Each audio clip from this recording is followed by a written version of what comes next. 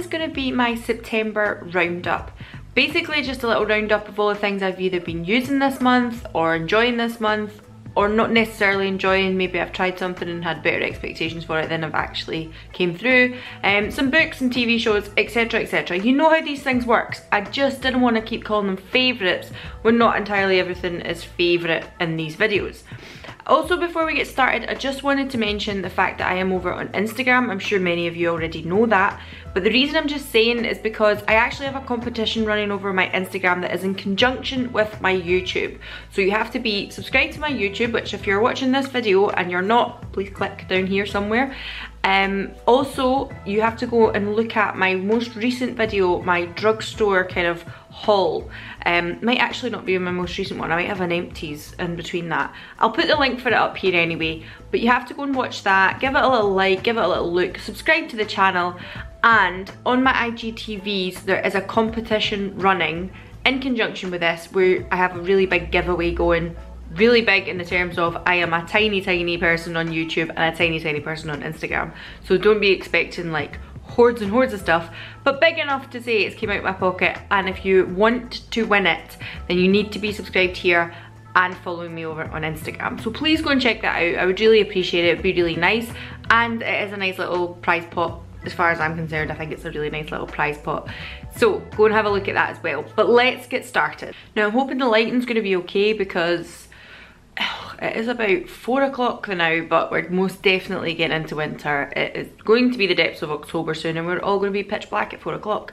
So I'm not sure how this is going to go, we'll see. So what have I been loving this month? First of all, at the very start of the month, we did go on holiday to Rhodes. I did put a vlog up and I had another one in the pipeline, just a Rhodes Old Town one. I just haven't got around to doing it yet, that's the honest truth. I've had a lot on.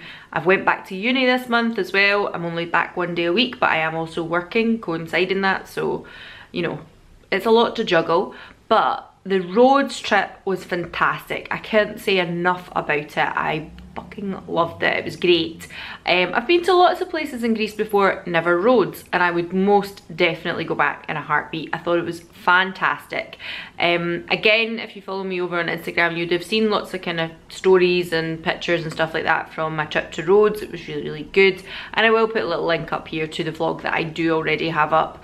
Eventually I might get the other one up, we'll see when I've got the time, but I just thought it was worth mentioning because I really enjoyed the trip.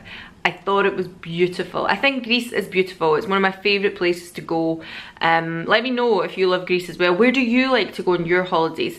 I'm not really the type of like touristy type of Brit abroad, I have to be honest. I try and avoid that, but I'm also not super snobby to the point where I'm like, oh, you know, it has to be wholly exclusive. I'm not fucking like that either. I like cheap, I like cheerful, I like a little bit of culture, I like experiencing the culture of the country I am going to, and maybe a little bit of history as well. I quite like that. What I was going to say was, one of the things were my first favourites from this month, which at the moment I'm balancing a tiny bit of cake on. I was baking a cake today, baked a birthday cake for someone through work, and obviously you have to cut the tops off so they're nice and smooth before you cover them in icing, and it was just balancing on my book here. Excuse me. So yeah, in conjunction with my trip to Rhodes, I read this book. This book is Bad Blood. It is by an investigative journalist called John Carreyrou. I'm not entirely sure how you pronounce his second name.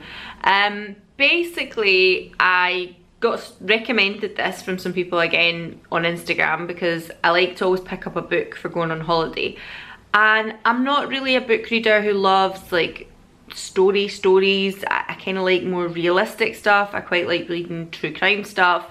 I like reading about psychopaths and all that kind of stuff. If you know any of the Christopher Bailey D, I can't remember. He talks to all the kind of people who are still in prison, all the psychopaths and stuff. I like that kind of stuff too. So when I picked this up, I actually picked this up thinking, I don't know if this is going to be for me. I was reading the kind of prologue part and just kind of what I thought, okay, fine. I don't know if this is going to be for me. But Jesus Christ, what an interesting book. I found this fascinating. It is based on a company called Theranos.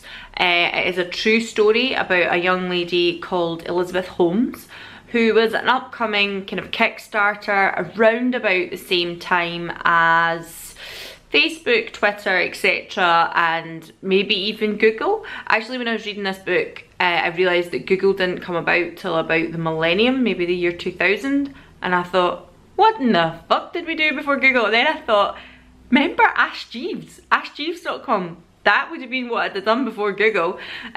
Obviously I'm a child of the 80s, but was very much brought up in the millennium and the kind of dot-com, is it dot-com boom, or was that the 80s? Basically when everybody started getting internet in their home, MSN, all that stuff, that's the time I was brought up in, and it was kind of that time right through till, you know, recent years, 2015, 16, etc., that this is based around, from her going to college right up until making a kind of £9 billion company, and actually none of it being true, or none of it actually coming to fruition. The product that she wanted to bring about, actually, she didn't really know what she was doing. She hoped that her employees, her engineers, her scientists and stuff that she'd employed would be able to just click their fingers and make the magic things that she wanted, even despite them saying this isn't possible, we're not that advanced yet, we can't do this, we can't do that. But she managed to sell it to lots of people, lots of very influential people, people in the government, people in America, like in the White House and stuff like that. She was very involved with politics and things as well. She got given some real like accredited awards surrounding that as well. It's fascinating, and I believe I most recently looked up, she might be going to trial in 2020 for fraud, because all of it was just a pipe dream.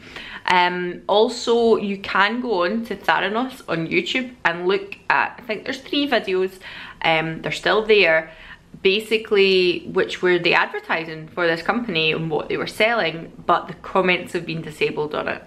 It's fascinating. It's one of the really, like, oh, not a conspiracy theory because it's a true story, but one of those ones you just think, how did this happen? It's absolutely fascinating. So if you're into that kind of thing, you think you quite like the sound of that, it's called Bad Blood, and it's by John Carreyrou, I'm not sure, whatever that says there, but it was really good.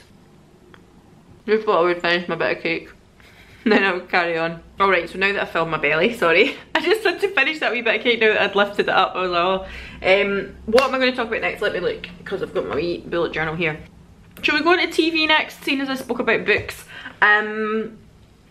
First of all, Great British Bake Off is back. That links kind of nicely with my bit of cake that I just ate. I am enjoying it. I don't think I'm enjoying it as much as I have in recent years though. I don't know what it is. I feel a little bit like a lot of the contestants, at the risk of being a bit judgmental, are a little bit posh. Like, I don't mean that bad, I just think I like watching the Bake Off for a real mix of people, a real, like, different people. Everybody seems dead posh on it this year. I don't know, maybe I'm just being too judgmental. And it's made me feel a little bit detached from it. I feel like I'm watching an episode of Made in Chelsea come Great British Bake Off.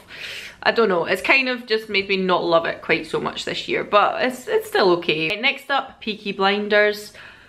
So, I love Peaky Blinders. I don't think I'm on my own there when I'm saying that I love Peaky Blinders, but if you haven't watched it, I'm not going to spoil anything, don't worry. This season's ending was very peculiar, and I kind of thought, what? That's how it's, like, what? That's how it's ending? Like, a bit weird, don't know. Everything else though I thought was quite interesting. The fact that they brought in somebody who was an MP, a politician at the time, who was an absolute nutbag. Obviously, like, I don't want to spoil it for anybody. It's still very good, it's still very gruesome, still very violent.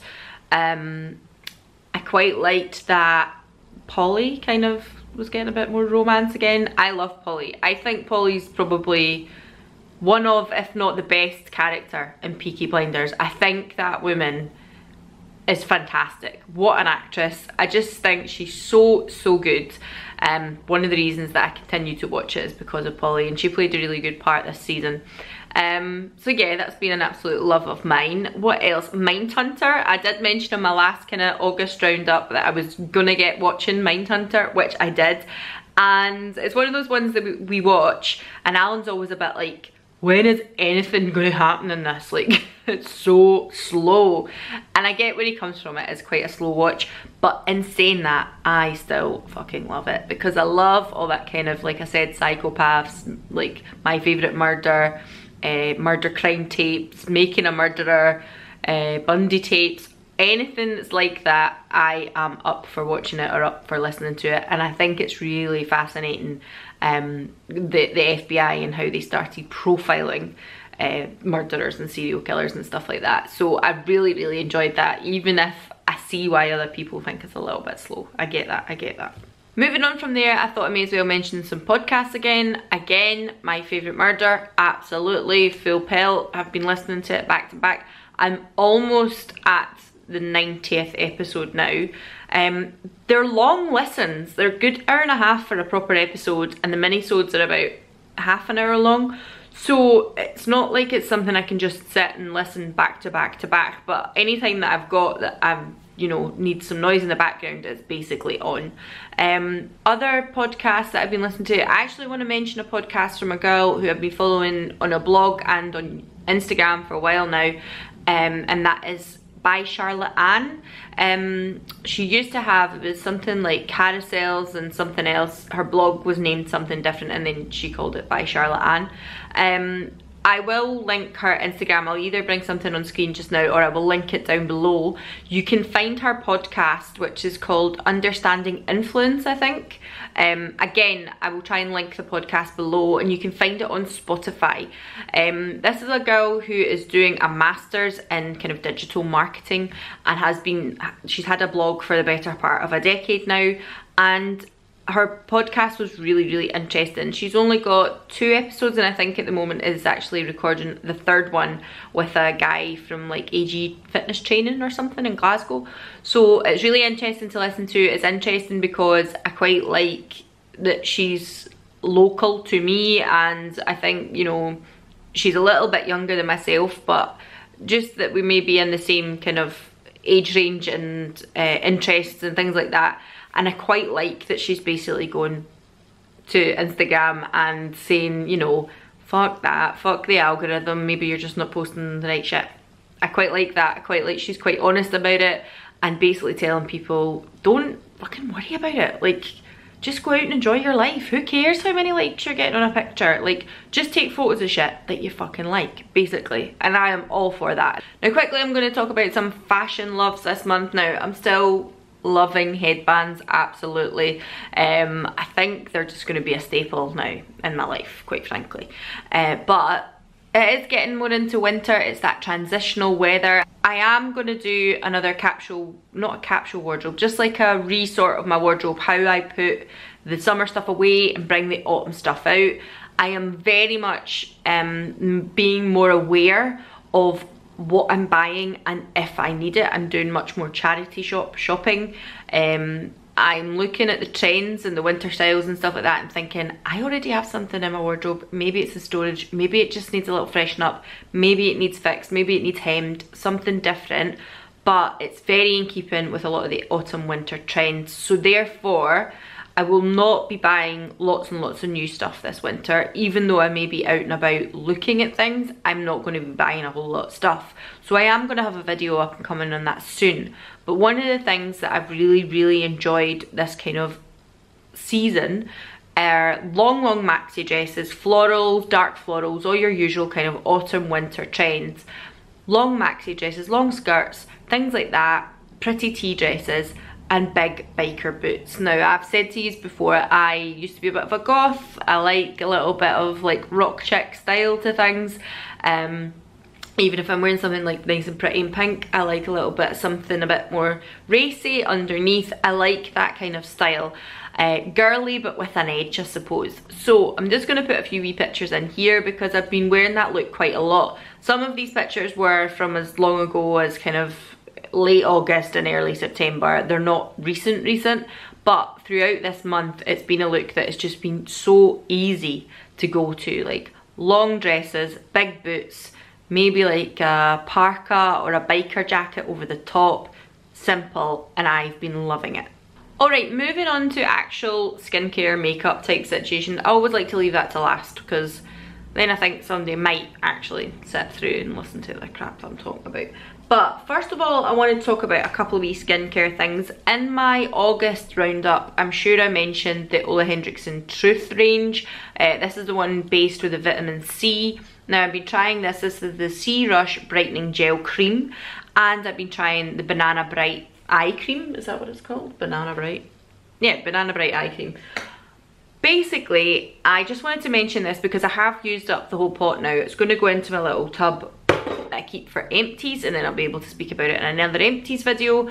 I enjoyed it, and actually from coming back from my holiday, I felt that there was still a little bit of sunshine in Britain and Scotland. I didn't need a super duper heavy cream, and I enjoyed it. I'm not entirely sure that I would rush back to buy it because it didn't blow me away, but it was enjoyable. So I thought I would just add that in there because I have now completely used the tub. I thought it would give a better idea of what I thought of it. Now the last skincare item I'm going to speak about is an old favourite. It's from Kiehl's and it is their Super Multi-Corrective Cream. This has an SPF of 30, broad spectrum, and it is a really thick, heavy moisturiser. Now as I said, when I came back from my holiday, I did not feel I was needing something really thick and heavy, but as we've came into maybe the last couple of weeks, it's been really colder, especially this week, it's been much colder. And I've really enjoyed having my thick, heavy cream on again.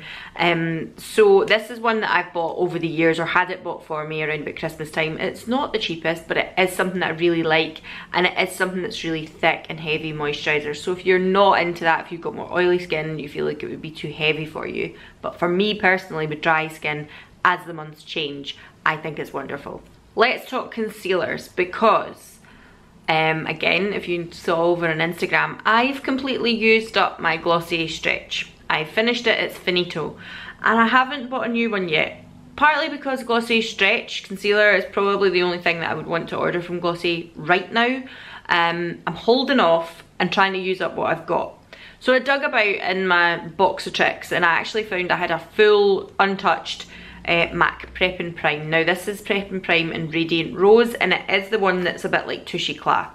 Now this used to be my failsafe. This used to be the one that I would always go to over and over again and buy over and over again before I ever met Glossier Stretch. This was my boo, if you want to be that way.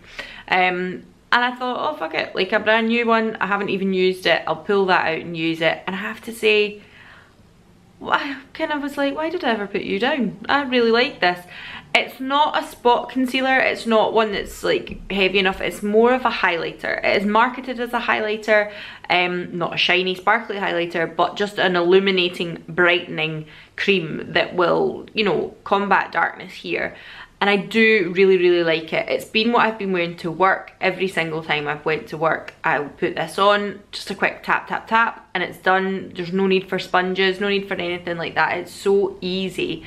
So I've kind of re-fell in love with it again. Oh, there's a pussycat. So I've re-fell in love with this again, and I kind of did think, why did I stop buying you? The thing is, it isn't as emollient as Glossier Stretch Concealer. As I said before, it's more, Glossier Stretch Concealer is like a balm. It never really sets down, and some people wouldn't like that. So if you're not into that, then you maybe really would enjoy this. I will link everything below. I'm sure Max Prep and Prime is still available, absolutely certain of it, but it's something that I've kind of rekindled my love for. And saying that, I recently spoke about in my drugstore haul on this channel the Conceal and Hydrate from Revolution. Now the Conceal and Define and me didn't get along brilliantly. It was like one of those love-hate relationships. I loved the effect it gave, it was very brightening, it's brilliant for pigmentation and spot coverage, but it was like super duper tissue paper under the eyes, and I was not loving it. This, however, I find isn't like that. Although it isn't emollient again like the Glossier Stretch. It's still a little bit chalky, but not as bad as the Revolution Conceal and Define. That was just too heavy for me, it was too much, and it just dried out my under eyes.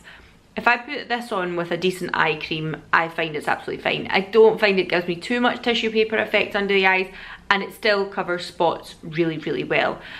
So I've been using that along with the Prep and Prime. The Prep and Prime is what I'll wear to work, because I don't wear very much to work at all. That's all I'll wear to work. If I'm going like today, a little bit more makeup, I've actually went super berry toned because I feel like it's getting that dark autumn way. Yep. I've put this on today and I really, really like it. I like how brightening it is under my eyes. There is a little bit of crepage there, you can see here. But at the end of the day, that doesn't bother me. I've got fine lines, like they're there. I'm 32, nearly 33 years old. I'm gonna have little fine lines under my eyes.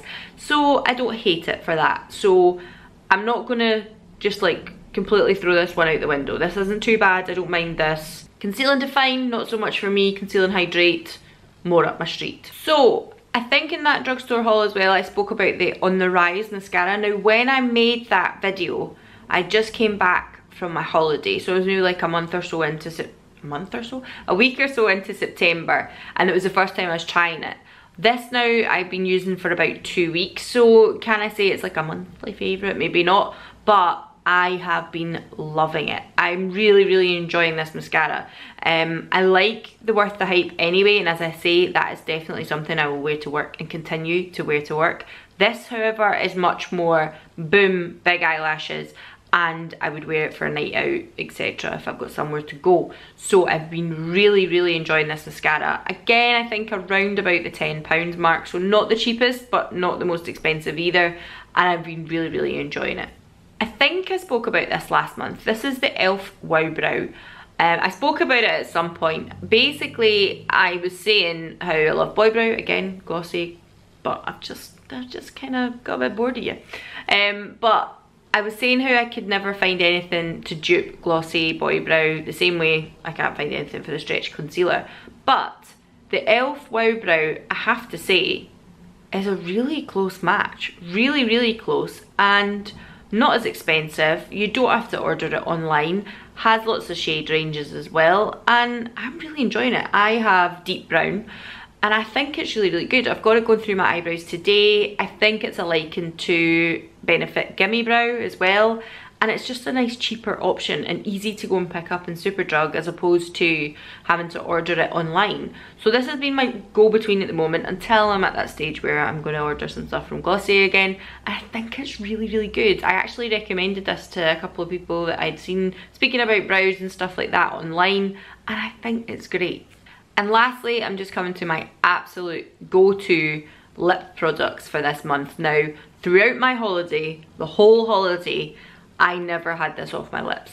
This is the Pillow Plump from Soap and Glory, Mother Pucker or something like that. Sexy Mother Pucker. I've not used a gloss like this in a long time. I think I mentioned as well, the last time would have been Too Faced Lip Injection, years and years ago. And I'm loving this. I've just constantly had it on. I don't necessarily need to have any colour in my lips. Sometimes I'll just put this on. Sometimes I'll put this on like a good amount, then wipe off the excess and put a colour over the top so it still gives me that pout, but I don't have the gloss side of it. I've really, really been enjoying this. I probably will repurchase once this is finished actually. But coinciding with that is one that I've spoke about for ages now.